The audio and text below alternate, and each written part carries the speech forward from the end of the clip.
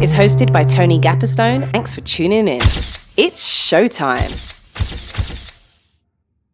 Hey, welcome to episode 254. This is Tony Gapastione. I am a filmmaker, writer, director, producer, and actor in the Bay Area, and I executive direct and run Bravemaker, which is a 501c3 nonprofit organization.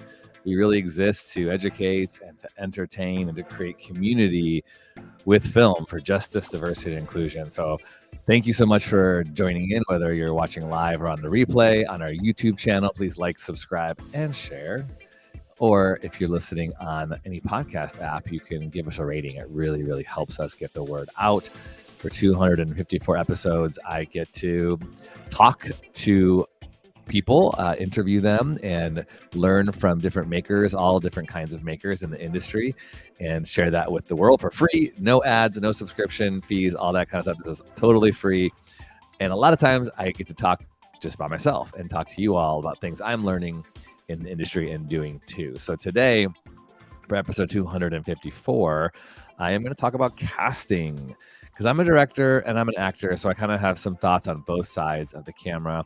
But first, let me give my description, physical description, to be inclusive to all audiences. I am a Caucasian guy with yellow glasses and a black sweatshirt today, brown hair, wearing, or in my studio, which usually is the same. It's a faux green wall behind me with the pink words Bravemaker written in script with a black and white stripe wall to my right. All right, well, let's dig in. Okay, so I have some thoughts on actors and casting. These are going to be just my opinions. People can disagree. People can have different opinions and share their subjective views, because everybody doing what I'm doing on the internet, doing podcasts and creating these little clips like our amazing social media producer and partner Alessia is doing on a weekly basis now. It's so awesome. These little short videos that you see on social media by myself and or the millions of other people that are trying to create stories and create conversation and influence others. These are just all opinions. There's no right way, and there's a million ways people can combat and argue and break these rules. So you need to figure out what works for you. But I'm coming from a place today when it comes to casting that I think they're simple enough that if you're going to argue with them, well, that's on you. Because if you want to get cast as an actor, there's some simple things you really do need to follow. Again, now, could all of these be argued that you don't have to do them? Yes, but I'm going to say what I think my opinion is that you need to be doing to get cast as an actor. Number one, first and foremost, is you need to have a good professional headshot. If you are going out and putting yourself on casting websites and self-submitting, and I'm talking to people who don't have representation and even people who do, a lot of people who have representation, like myself, I have an agent who represents my acting career. I still am responsible for getting my own work too. Agents only take 10%. And that means, I still have to do 110% of the work to sometimes get those things, because agents are submitting on my behalf, but there's a lot of things that they won't submit because maybe it doesn't pay enough. It's not worth their time. But for me, it would be worth my time to submit. So if I'm submitting myself for a gig, a job, print, acting, an industrial, a commercial, or whatever, and the person on the other side who's casting that project, whether it be a director or a producer or just the client, and they see a professional headshot with a really good lighting, that's your first foot into the door. Now, I'm saying these things about casting because I just had the opportunity to get paid as a casting director for a client. It was really great. It was, I'll say it was Google, and they were doing a day of filming some internal video for their company, their Google employees, to teach them and do those kind of things. We've all seen those kind of HR videos that have really bad, stiff acting, and they wanted to get great actors. So I put out a casting call, small, internally through our Bravemaker Academy and our acting, our team of Bravemaker people who are actors and some who are not, to submit. But it goes back to, again, when I did this, and I'm going to even show you, because one of my points next, I'm going to show you the casting form that I put out. And these forms are always different too. But your first in the door is your photo. Now, there are many actors who will say, I don't have the money to do a professional headshot.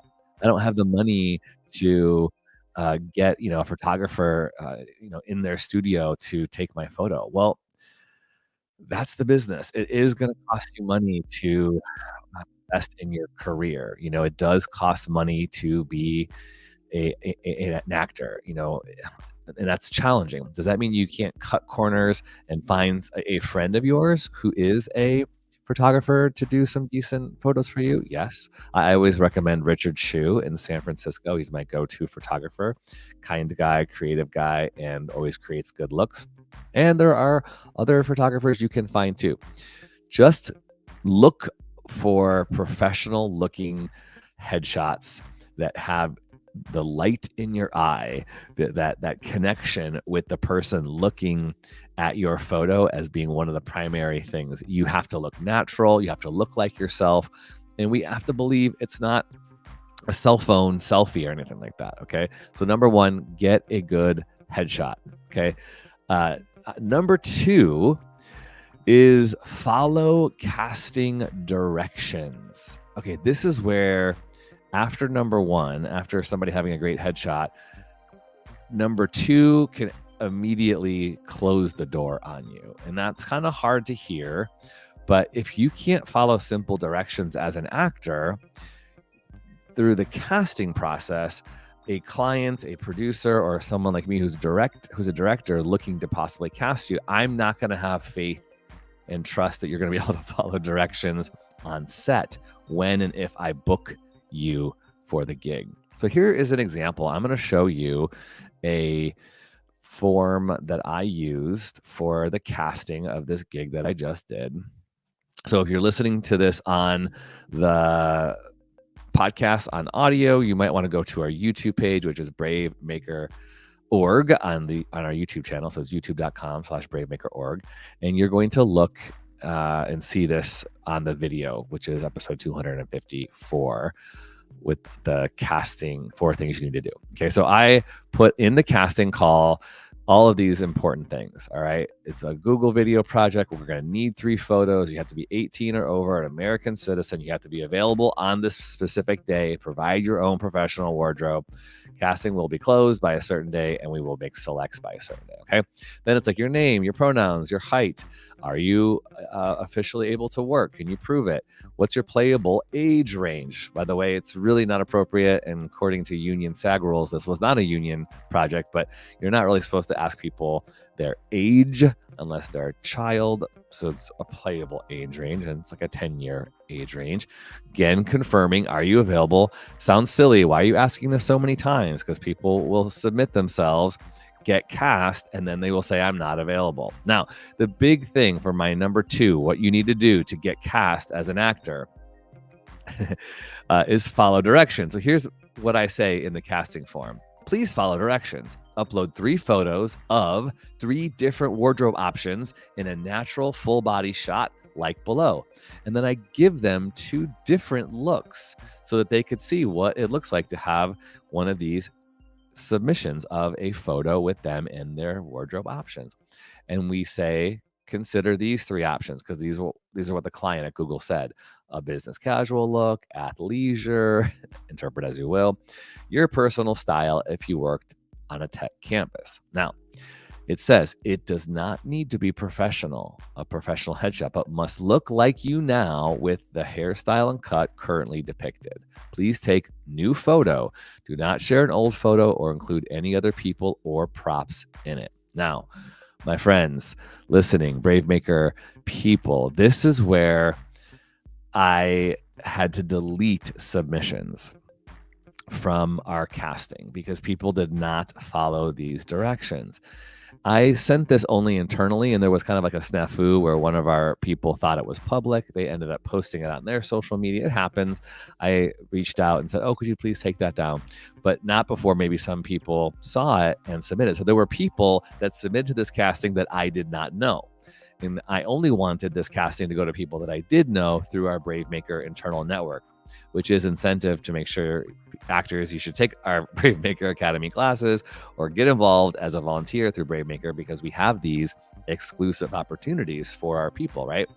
So there were 3 people that I did not know personally that had submitted. One of them was great, followed directions to a T. I was like, great, I'll keep them on. I kind of know of them.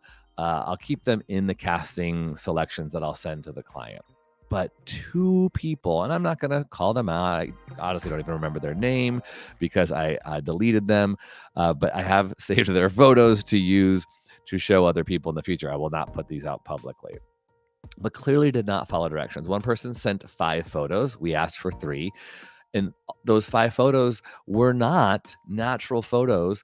Some of them were professional headshots. I said, do not have any other people or props in there. The one was in front of a laundry room with like a laundry basket and dirty laundry on the floor.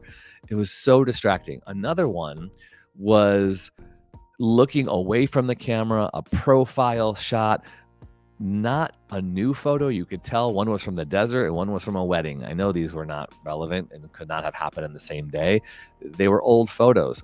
Still, another one was with a selfie with the face fully covered. In all those photos, I couldn't even tell if they were the same person because there were different hairstyles. Again, clearly not listening to directions.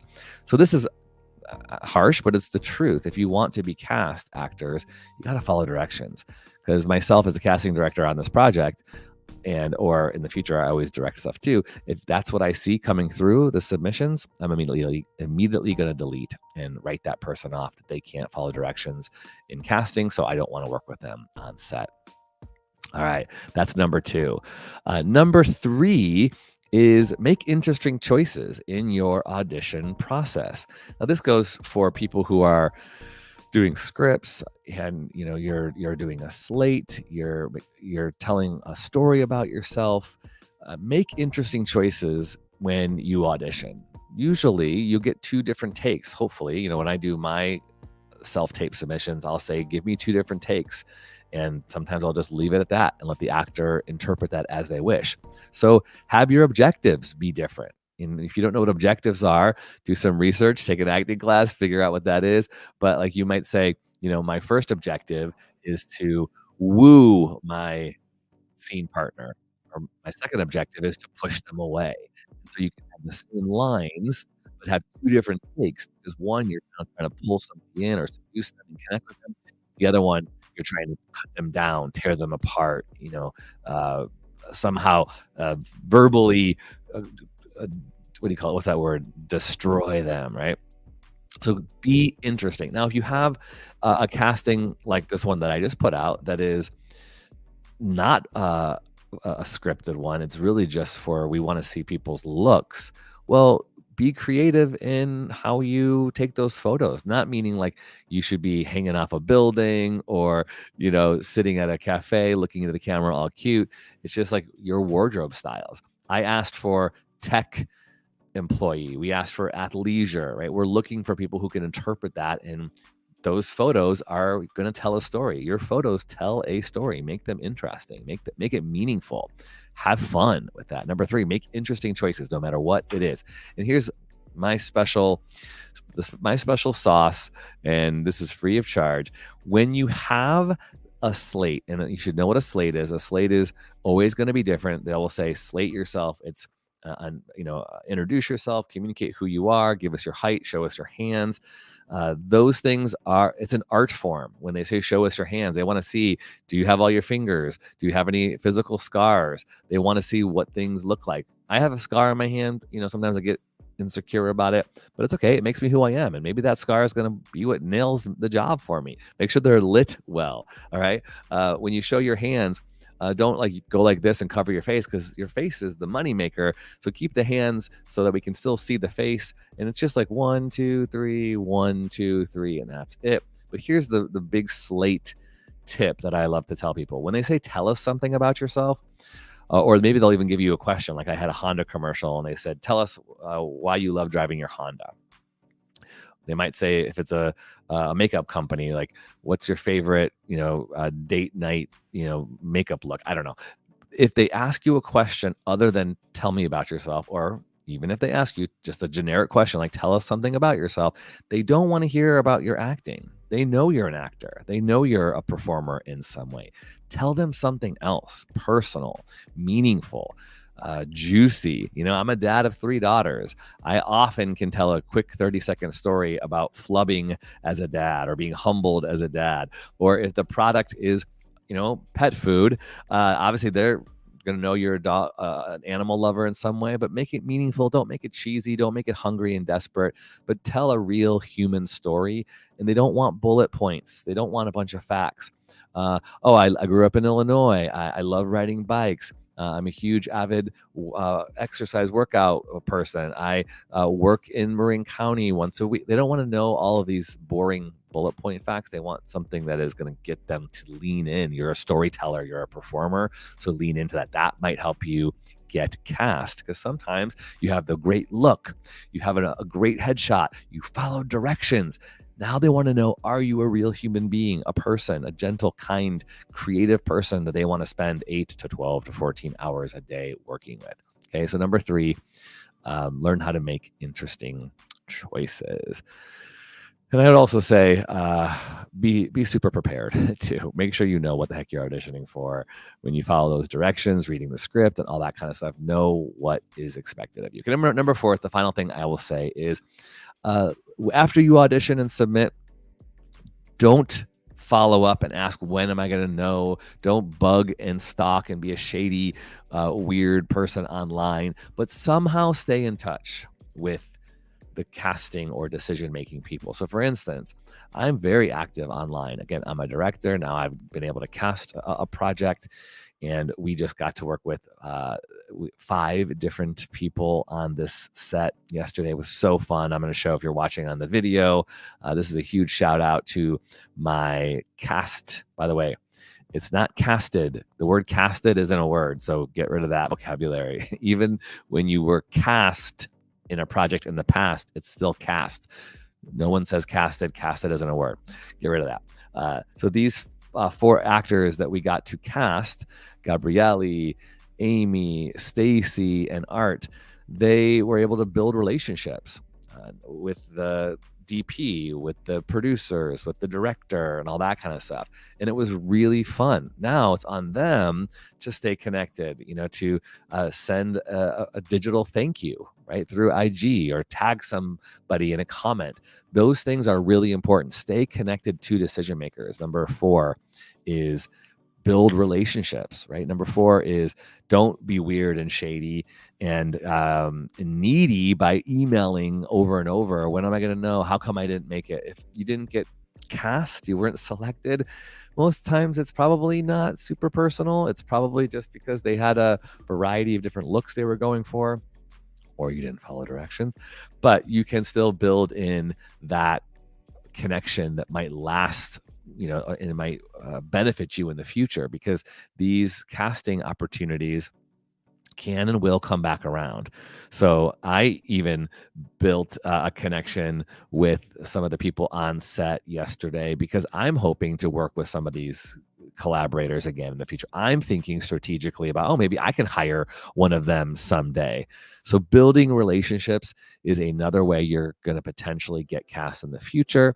Just know, if you did submit to this project and you are a Bravemaker actor, and the client did not cast you, I didn't have any choice in the selections. I did able to tell the people who told the client who was selecting people, I could vouch for all of these people's personalities and kindness on set. That felt really good. But just know, it's a repeat potential that if you get submitted or invited to audition again, your submission will pop up again, and they might remember, oh yeah, they auditioned before. And if I work with the same client and I get to bring, different actors into the mix, I might say, oh, you remember this person they submitted last time and we didn't choose them, but maybe they'd be right for this one. So that is where, as an actor, I personally can help, find the perseverance and resilience to keep going, because, on this gig, they selected me to act, and I got to direct one scene too, which was really fun. But it's not always the case. I don't always get selected. So when I don't, I have to find out ways how I can keep moving forward. And that really is, for me, the social media route is a really good use of my time. I'm always trying to find ways I can look online and see who's doing what, be encouraging, be affirmative, get in their comments and let them see I appreciate them. And you just don't know. You don't know who's watching and how that could benefit you in the future.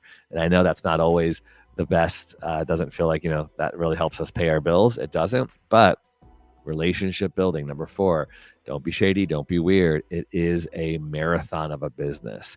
And I think I can attest it has worked out for me in the past. So I hope these 4 things help you, actors who are considering getting cast.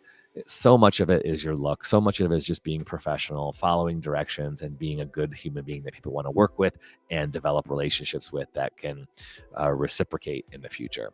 If you have questions or comments about this stuff, I'm easily found everywhere on the social medias at my name, Tony Gapastione. And you can find us at bravemaker.org on all the places. Message us, say hi to us.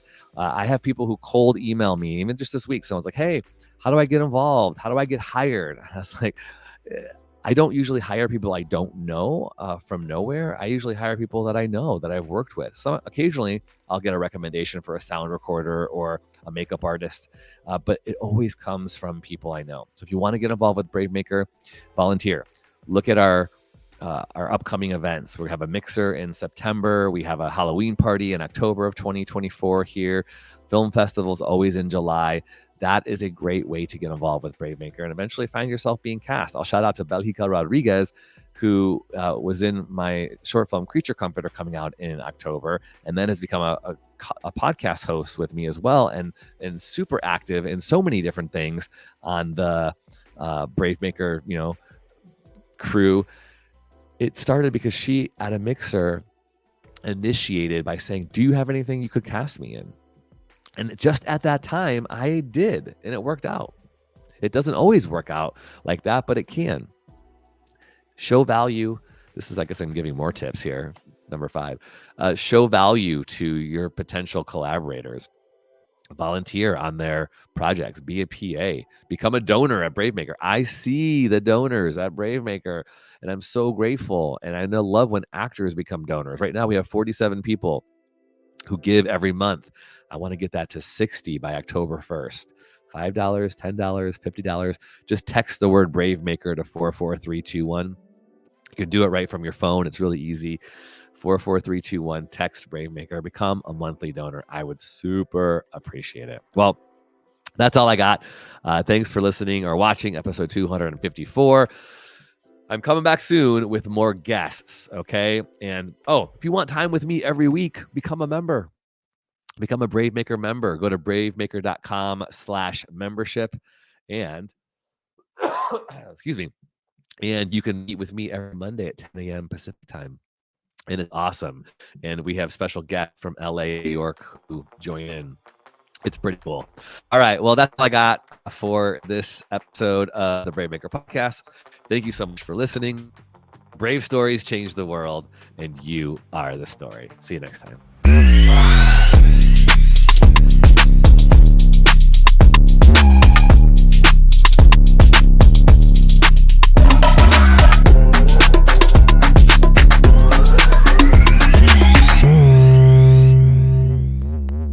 Follow us on Instagram, Twitter, YouTube, and Facebook at bravemaker.org.